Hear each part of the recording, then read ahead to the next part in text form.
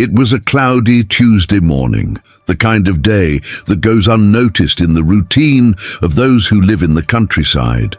Eric woke up early, as he had done every day for the past 3 years. At 22 years old, and with an expression that was always somewhere between distracted and tired, he worked as a gas station attendant at a simple gas station at the entrance to the city. There, with his slightly faded uniform and a clipboard full of notes hanging on the wall of the booth, he spent hours filling up cars, exchanging quick smiles with drivers, and scribbling in old notebooks during breaks. Notebooks that he hid in the employee locker, as if they were something shameful. The drawing was the only thing that made the days seem a little different, but no one there knew that. To everyone, Eric was just another quiet boy who said good morning without looking anyone in the eye, and who always ate lunch in the same corner with the same egg sandwich wrapped in a napkin. That day, things were slow. The digital clock read 11:16 when an old car, the kind you recognize from afar by the sound of its engine, slowly pulled up to pump number 6. It was a burgundy Fiat Premio with rust marks near the rearview mirror and a faded sticker on the back window. God is faithful. Eric approached her as he always did, politely asking how much gas she wanted. She smiled kindly and replied, "Full, please," while rummaging through her purse for loose change and papers. That was when Eric looked at her wrist, exposed by a grey cardigan that was slipping slightly down her arm. There was an old tattoo, faded but unmistakable, half a heart with a crucifix in the center. He froze for a second. That image hit him hard. The smell of hot cheese bread, the low music coming from an old radio, the lap where he slept after school. It was her. It couldn't be anyone else. Eric hesitated for a few seconds, trying to gather his thoughts as he finished filling up the car. The sound of the fuel running through the hose seemed muffled, as if the world around him had turned down the volume just so he could hear his own memory better. When he finished, he walked around to the driver's window with the receipt in his hand, but his eyes were no longer on the numbers. They were on the woman's face. She had short, very white hair, and her skin was marked by lines that told silent stories. Still, there was something unmistakable there.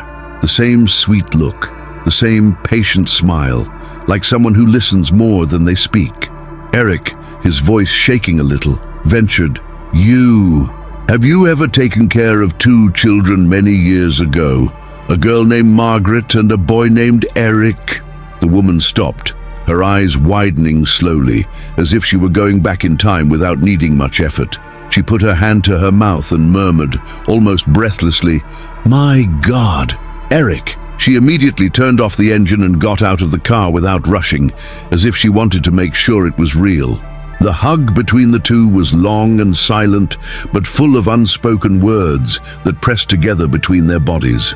The attendants on the other side of the parking lot watched, not understanding anything.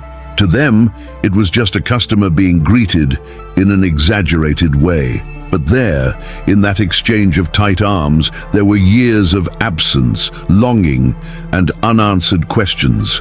Claudia, now 68, had disappeared from her siblings' lives when Eric was just 10 and Margaret was 12. Their parents, who traveled frequently for work, hired Claudia on the recommendation of a family friend. She took care of them for 4 years as if they were her own. But suddenly, she stopped showing up. No message, no explanation. And no matter how many times Eric asked, his parents always changed the subject, saying only that she had gone. That still hurt today. Claudia asked to sit on a concrete bench near the entrance to the station, under the crooked shade cast by a stunted tree. Eric, still in shock, excused himself with a quick wave from the supervisor and sat down next to her. Their conversation began with long pauses, as if they were trying to fit the pieces of an ancient puzzle together. She explained that years ago she had been diagnosed with a serious cancer and had chosen to leave in silence so as not to traumatize the children.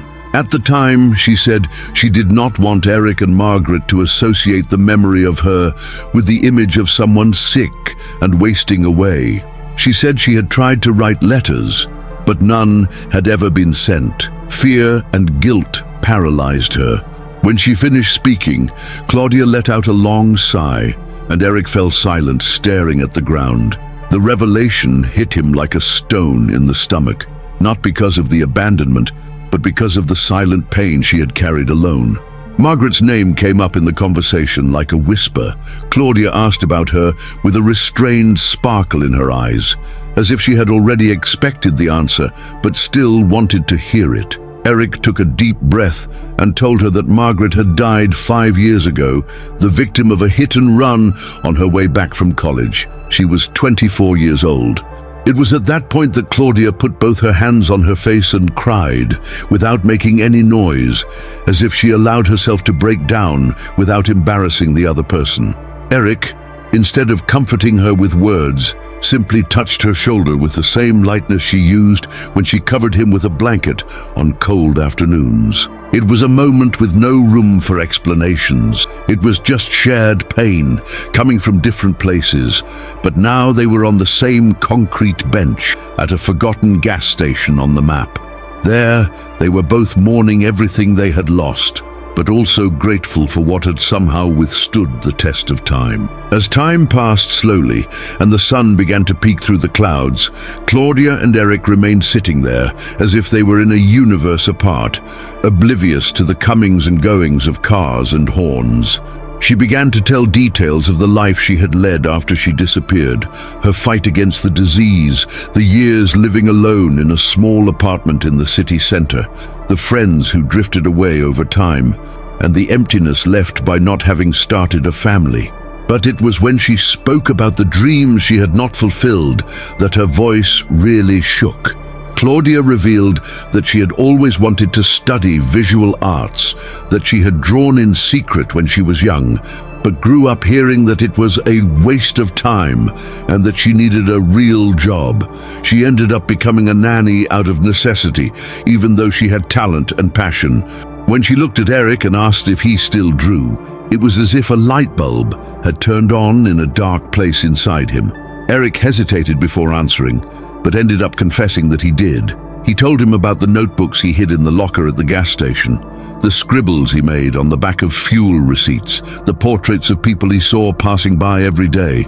He said he never showed his drawings to anyone for fear of being ridiculed or of them hearing what he feared most, that it was just a pastime.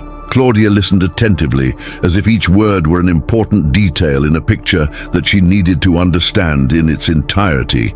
And then he said, without raising his voice, "I know what it's like to carry a suffocated dream, and I wouldn't wish that on anyone." That sentence kept hammering away in Eric's head. For the first time in a long time, someone saw something in him beyond his grease-stained blue uniform. And the strangest thing was that this person was precisely the one he believed he had lost forever. Claudia asked to see the drawings. Eric was a little reluctant, but eventually gave in.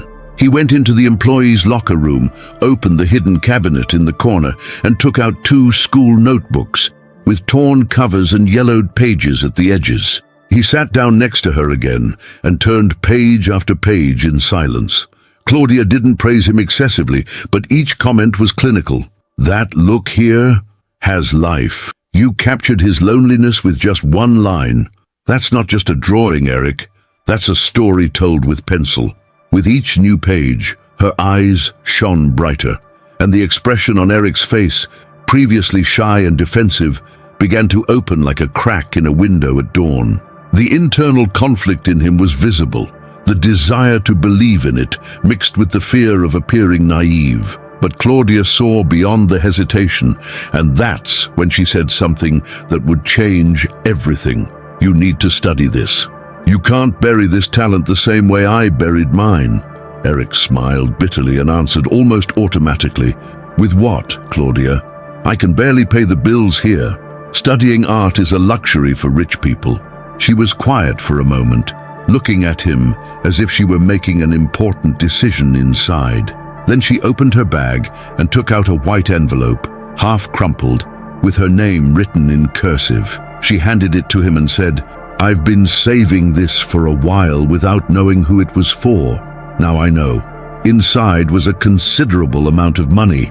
She explained that it was a reserve she had saved for a course she never took, money that had just been sitting there as a symbol of an interrupted dream. This money only makes sense if it's used for this, Eric. Go study. You'll really learn. Promise me you'll try, she asked, her eyes brimming with tears. Eric couldn't speak. He just nodded, with a lump in his throat and his hands shaking as he held the envelope that, to him, seemed to weigh more than the entire world. The following days passed in a blur in Eric's mind. He resigned from his job a week later without making any big speeches, just thanking his manager and colleagues with a restrained smile. Most of them didn't understand. "Are you going to make a living from drawing now?" Someone even commented, but he didn't mind. He had heard that all his life. With the money Claudia gave him, he enrolled in a technical course in visual arts at a private school in the neighboring city. He took 2 buses a day, woke up at 5 in the morning, and returned home at 10 at night, exhausted. But for the first time, he felt like he was going somewhere that made sense.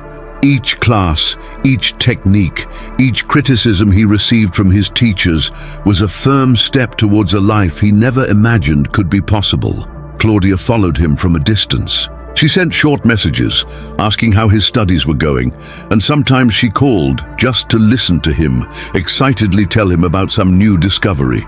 3 years had passed since that reunion at the gas station. Eric now made a living from his art. He wasn't famous or a millionaire, but he managed to sell his illustrations, participate in independent fairs, and even give drawing workshops to children in a social project. He had set up a small studio in the back of the house where he lived, with walls full of paintings and a makeshift bookshelf with donated paints, brushes, and books. His life wasn't perfect, but it was real.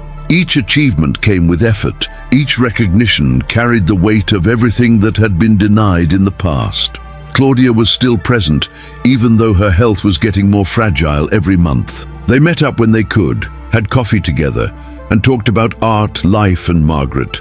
They were simple encounters, but they were filled with an affection that didn't ask for explanations. One day, she showed up at the studio by surprise and remained silent for several minutes, just looking at the paintings on the wall.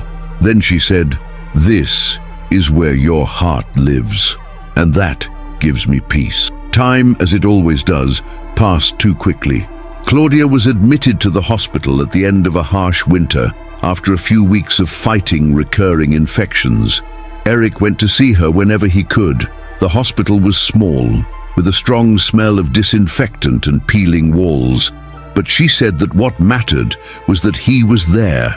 On one of her visits, she asked him to bring her one of his drawings, any that he had done with her in mind. He chose a graphite portrait in which he had drawn a woman smiling while holding a book on her lap, sitting in a rocking chair, with a weak sun streaming through the window in the background. When he handed it to her, she held it as if she were holding something sacred. She didn't say much that day. She just looked at him and said, "Now I know it was worth it." That was the last time they saw each other. Claudia died 2 days later, peacefully, in her sleep. Eric received the news by phone, with his hands stained with ink and his heart aching in a way he couldn't even explain. The woman who had disappeared from his childhood had come back just to make sure he didn't let his own dreams disappear too. The funeral was simple, with few people, but Eric made sure to bring flowers and a framed copy of the drawing she loved so much. He stayed there for a while in silence, remembering her smile, the tattoo on her wrist, the smell of the old car, and her voice saying, "Don't bury your dreams." When he returned home that night, he went straight to the studio. He sat at the table, opened a new hardcover notebook, and wrote on the first page, "For you, Claudia." In the months that followed, Eric immersed himself in art like never before. His work began to attract attention outside the city. He participated in a group exhibition in São Paulo, was invited to illustrate a children's book, and little by little, the boy who hid drawings in closets became a reference for other young artists who also came from places where no one believed in talent. But despite everything, he never let the story lose its roots. Whenever someone asked him why he started drawing, he would tell them about Claudia, the woman who took care of him as a child, disappeared without explanation, and returned only to rekindle the flame he didn't even know still existed. Time passed, and Eric's life continued to change.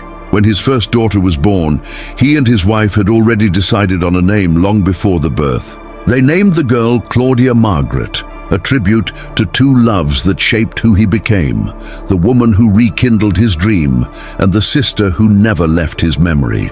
It was like joining two pieces of heart that time had separated. The name seemed strange to those who heard it because it was so complex and unusual, but Eric always explained it with pride. He said it was a tribute, not a coincidence. His daughter grew up hearing stories about the woman with white hair and a tattoo on her wrist, who one day showed up at a gas station and changed everything. Eric told these stories with such vivid details that Claudia Margaret swore, since she was little, that she knew the woman, even though she had never seen her. In the studio, a black and white photo of Claudia still hangs on the wall, next to a drawing made with strong lines and serene eyes like hers. Eric never sought fame, and he never sought applause. But his work gained ground. His works reached schools, social institutions, and even rehabilitation clinics, where they were used as part of artistic therapies. He used to say that if someone saw one of his paintings and felt the desire to continue, that was enough. He always maintained the humility of someone who came from a concrete floor between grease, gasoline, and silence. But inside him, there was a strength shaped by losses, encounters, and by that specific day, the day a woman stopped her car at Pump 6 and, without knowing it, rekindled an entire life. That was not just a reunion, it was a journey. And everyone who knew Eric after that moment knew that he was the kind of person who would never have moved on if he had not looked at the past with courage. Claudia left, but she left behind the most important thing, the certainty that sometimes all it takes is a conversation, a look, and a gesture of faith to change the course of an entire life.